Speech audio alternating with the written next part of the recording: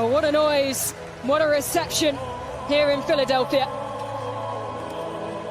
We are just minutes away from getting started in this 4th of July last 16 clash between Paraguay and France.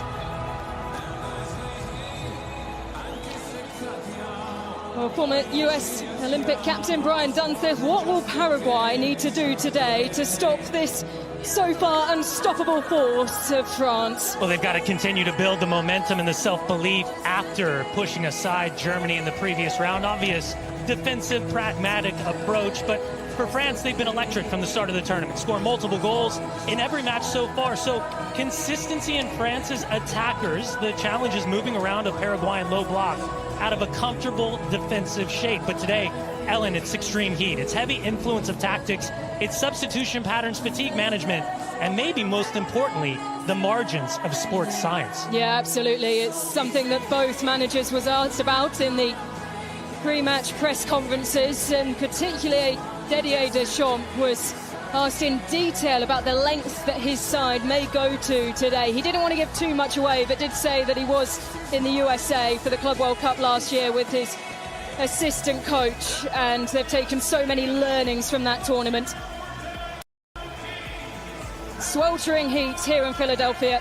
Kickoff is not far away.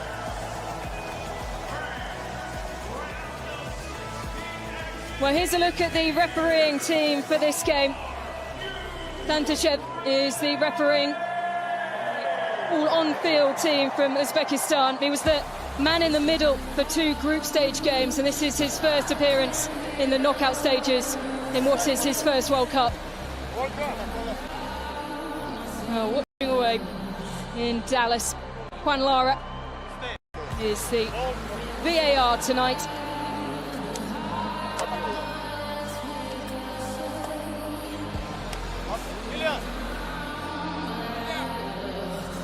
Well, here's a look at the team, starting with Paraguay. Orlando Hill and his backline matched France for clean sheets this tournament, and a huge boost for Paraguay. Aldolete starts despite being a pre-match.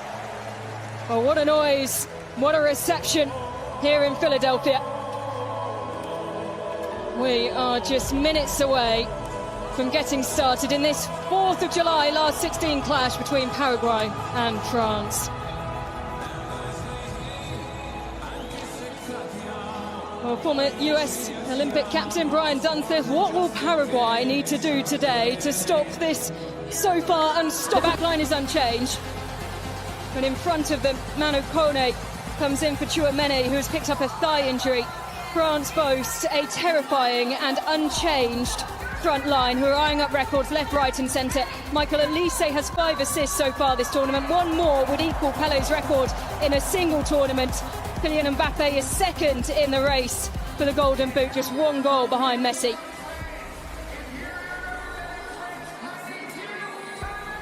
Well, the Argentine Gustavo Alfaro in charge of Paraguay. He says this is not just one more match, as we so frequently hear from head coaches. Says it's a last 16 tie with the world's #1. And there is the man at the helm for France. Full throttle end to his time in charge. Didier Deschamps will end his tenure as France's longest-serving head coach at the end of the tournament.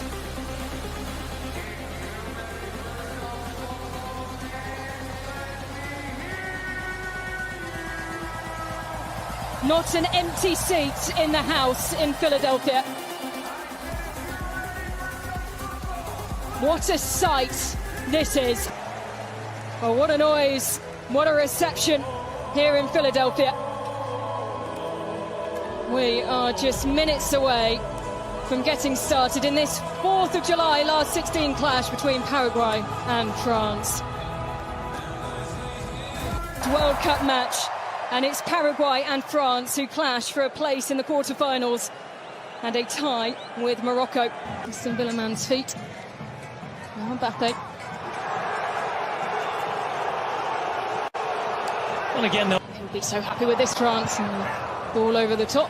It's a little bit too far ahead of Barcola, who raises one hand in thanks to his teammates. Well, the challenge of playing flat 3 in the back is... And straight into the palms of Orlando Hill. Again, we've seen balance, we've seen flexibility, and we put the ball as quickly as possible in the attacking phase of play to minimize the distance between themselves and the opponent's goals. Early yellow card going the way of Bradley Barcola. Cáceres comes together, and Barcola, he's not trying to get a piece of him, but he does swing through, and the bar's been set early from the referee in terms of challenges. Steps up, has a look for goal himself. Orlando Hilstead rooted to the spot. Dembele, high-looking ball looking to the back post where Mbappé was waiting, and that will be that for the first period of the game. 20.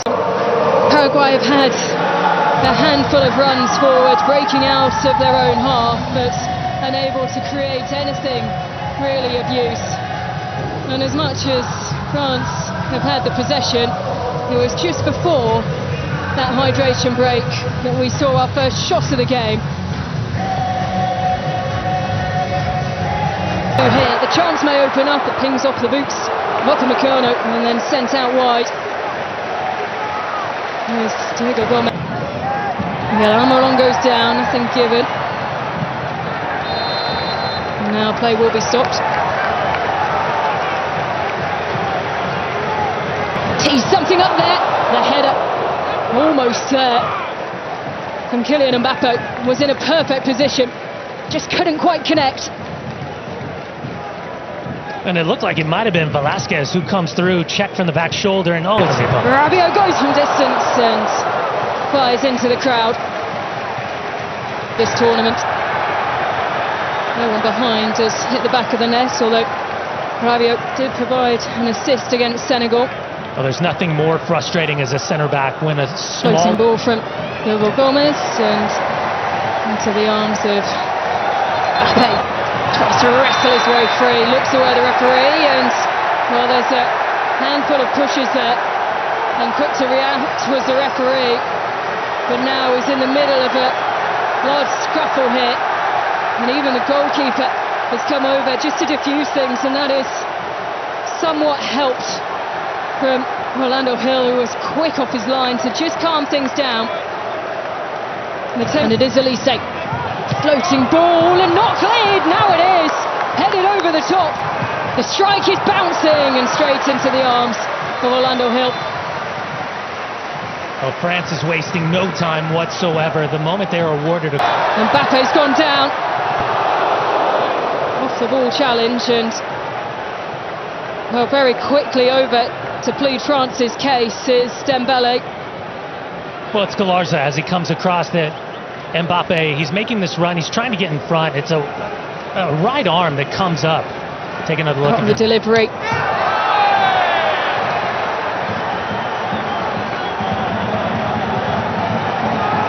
And Tissot loses out, and it will go down as a throw for France.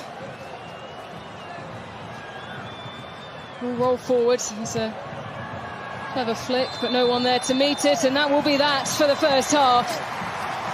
A first half controlled by France, but it will be Paraguay who will be the happier of the two sides as they break. He hasn't had the involvement, the French captain, that he would have wanted in the game. 38 places separate the two sides, but it is half-time here at Philadelphia. Paraguay 0, France 0.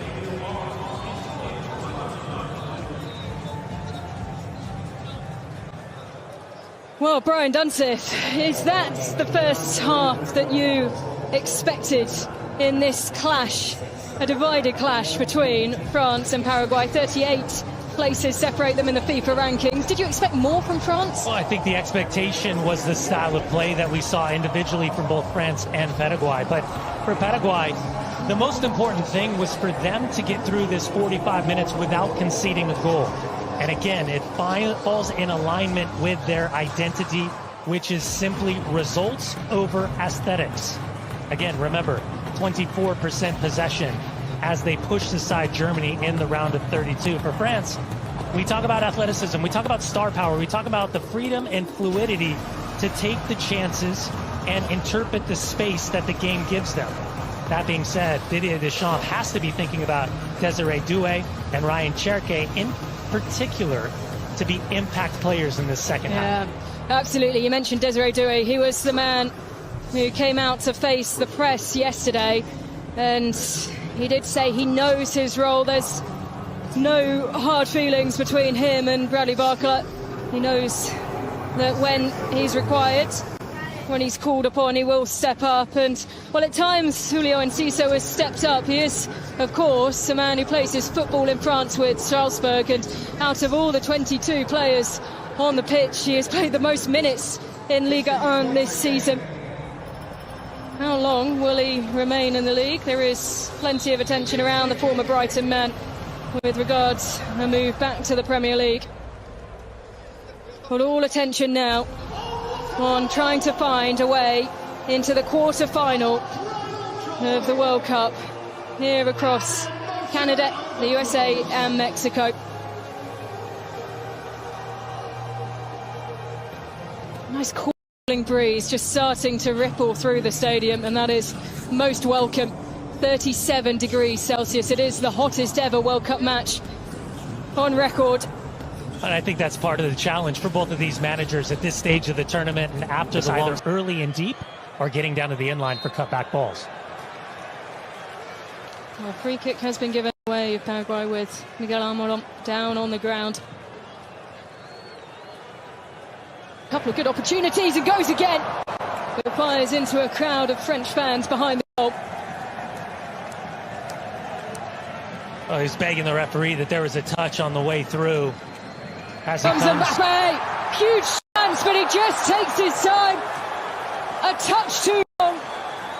They want a handball. They think that he controlled the ball with his arm.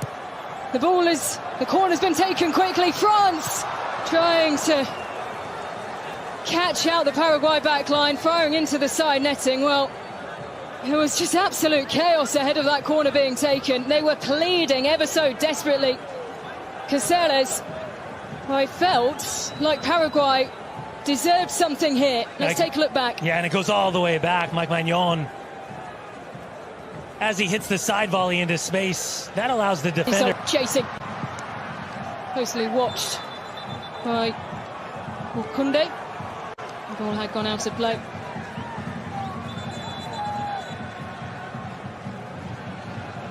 And, well, you can see the reason for the change is as Canale prepares to come on the pitch. It's get pushed at times. There's the shot, and it's high and looping once again.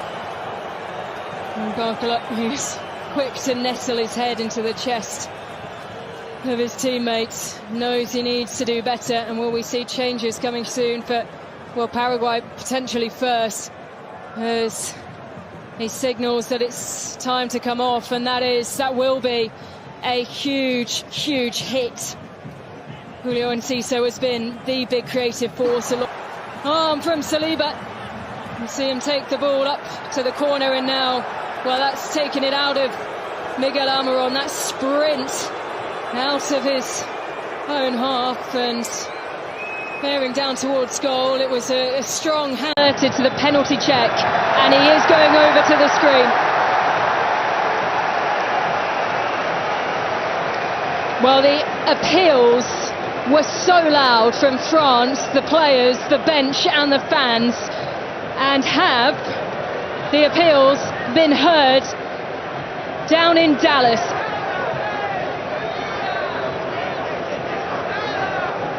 Oh, it's very clear and very evident. You don't need too many looks at it to see where the contact is. And for Diego Gomez, as he leaves out that left leg, he's not getting a touch on the ball. And as Desiree Doué walks the high line and the high wire, now it seems very clear and evident what the referee is going to decide. After the on-field review, number 8 of defense. Mbappé, who steps up and rolls the ball into the back of the net. Was it ever in doubt? France's 150th goal at a World Cup. From the spot, from Kylian Mbappé.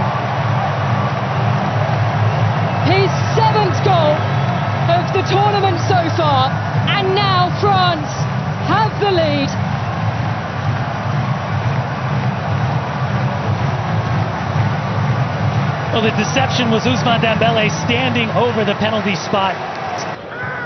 And to take his team to another World Cup final and another win. Yellow card showing the way of Manu Cornet coming into the starting lineup. Come through after that, caught the attention, and now Michael Olise with 5 assists this tournament, and a player who really has become irreplaceable. Well, the intensity has stepped up a level.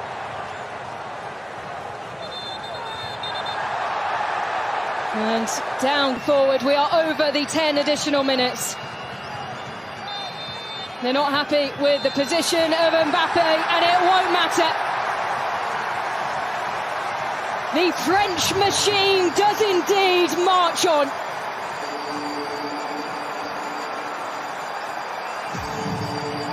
A 4th consecutive quarter-final appearance for France. They had to fight for it. A closer battle than they would have expected. It is the end of the road for Paraguay, who would have dreamed so much of reaching the quarterfinals as they did in 2010. But it is France, the favourites to go all the way through the competition, who had to fight.